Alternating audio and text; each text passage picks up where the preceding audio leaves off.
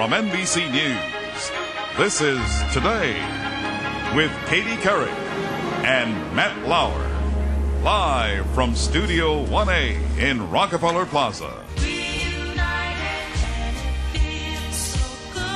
Now to a new week-long series we're calling Hello, It's Me Again, our chance to reunite people who may have lost touch, but who share a very deep bond. Today, the moving story of two daughters, grateful for all that life has given them, but who still dream of finding the person who gave them life. Their smiles and infectious laughter can brighten up a room. Joy Iverson and her sister, Jan Iverson Pearson, are 26-year-old twins living in England. We're very determined people, and I think there's just an inner light in us that we're just always cheerful. They're both writers who share a creative streak, and these sisters have come to rely on each other as they journey through life. At the end of the day, we still have each other. Yeah. Because we're the team. That's it. And there was always Jan and Joy, and there always will be. But beneath the smiles, there's a void which has existed for as long as each of them can remember. Jen and I, we always felt like we didn't really fit in properly. They say that's partly due to not knowing the woman who gave birth to them. Their biological mother put them up for adoption when they were 18 months old. At first, they lived with their adopted family in the States, before they all moved to England when the girls were 12. We've always wanted to find our mother. It's always been a heart's desire for us. You know, we always wanted to know. Yeah. Just like, oh, wouldn't it be neat to know, you know, what she looks like or what she used to do. Or I think like any adoptee, you tend to think, well, do I look like my mom or do I look like my dad? The turning point came a few years ago when Jan married her husband, Matthew. I really felt like I wanted to know before we had children, because I wanted for me to be able to tell them about my side of the family. Hello, this is Susan. May I help you? For help, Jan turned to a company called InternationalLocator.com.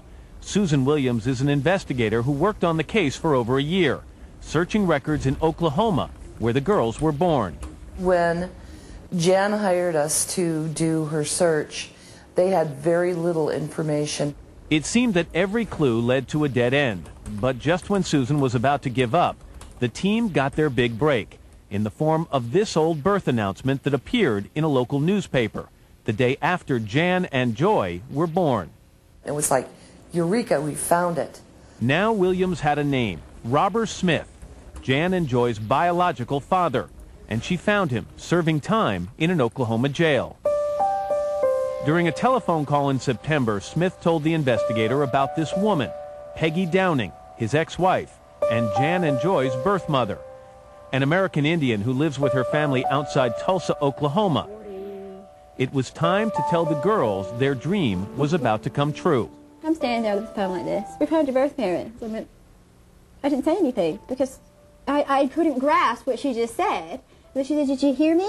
I found your birth parents. I was like, you did what? It's like a miracle because I didn't think I would ever see my daughters again. And I started crying straight away, and I was trying to comprehend what Jan was saying in my ear. But it wasn't all good news. Peggy suffers from a terminal liver disease. Doctors say she needs a new one. When the girls tracked her down, she was in the hospital. Her liver and kidneys were failing. It came a point where we thought that she would not make it at all. Then came word that the daughters Peggy said goodbye to almost 24 years ago had found her. I grabbed hold of my mother's hand. I said, Mom, am I dreaming? Am I going to wake up and find this is all a dream? She goes, no, it's real. Peggy surprised her doctors by becoming well enough to leave the hospital and speak to her girls on the telephone. I believe God left me on this earth so I could be reunited with my daughters, twin daughters. And that's why I did that complete turnaround. For Jan and Joy, there are new siblings to meet. Robbie, a brother they haven't seen since they were toddlers, and a half-sister named Tiffany. We needed something like this in our lives. And with time, Peggy hopes to convey the hardships she faced that led her to her fateful decision.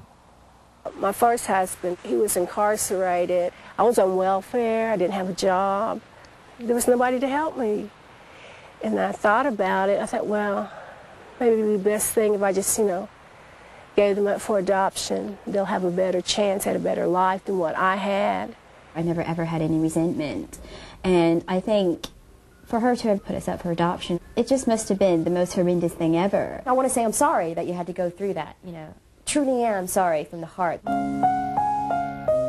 Family members living worlds apart, strangers to each other, yet brought together by the closest bond, at long last sharing the feelings they've had for decades. I need to express my love. I loved them at the time. I still love them. And it's just something I had to do for their benefit, for their sake, to give them a better life. Joy Iverson and Jan Iverson Pearson. Good morning, ladies. Nice to see you. That's the first. You've spoken on the phone to your mom a couple of times. Yes, that's the first time you've actually seen what she looks like. Yes, that's right. Did she meet your expectations? Beyond for me, yeah. But is that what you pictured? Her to look something like that? No. not at all. No. Just far better than we could have ever imagined. She's gorgeous. Yeah. As are you. I should mention, you hear her say she loved you then, she loves you now. Have you struggled throughout your lives with the question of then why, and why were we put up for adoption? Has that been the overriding question? I think when we were smaller, that was a question. Like, we just thought maybe she was dead or something. But as we got older, I think we kind of understood that the situation we could empathize a bit more, perhaps, with maybe what the circumstances were at that time. And no resentment? No, at any point in your lives? No, never. Never. No. Are you nervous about meeting her face to face? I think right now, yes. Well, let me bring out Peggy Downing, your mom.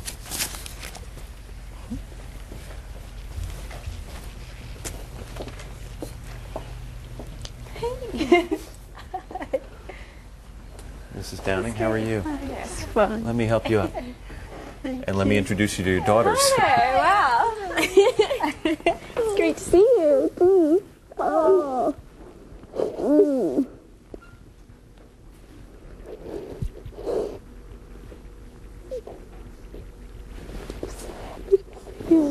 I know.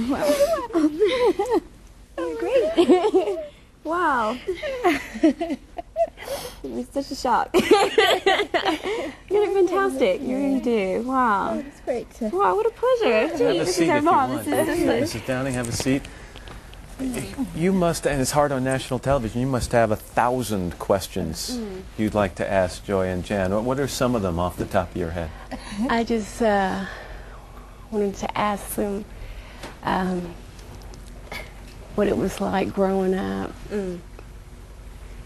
It was, well, good. Yeah, it was good. We've had a lot of great life experiences, and we have another brother as well, and just, it's been good.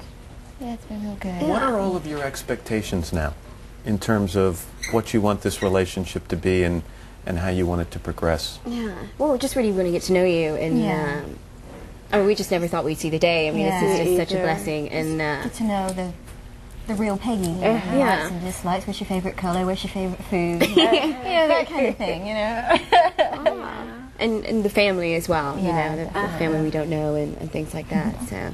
Yeah. Wow. Robbie's here with me. Oh, really? Oh, cool. How are you feeling? I'm feeling all right. You look great. Yeah.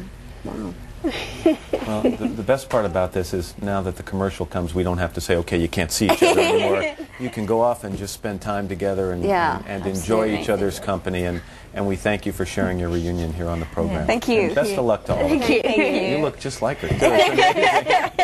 17 after the hour, and tomorrow we'll introduce you to someone who finally got the opportunity to say thank you to a family that changed his life forever.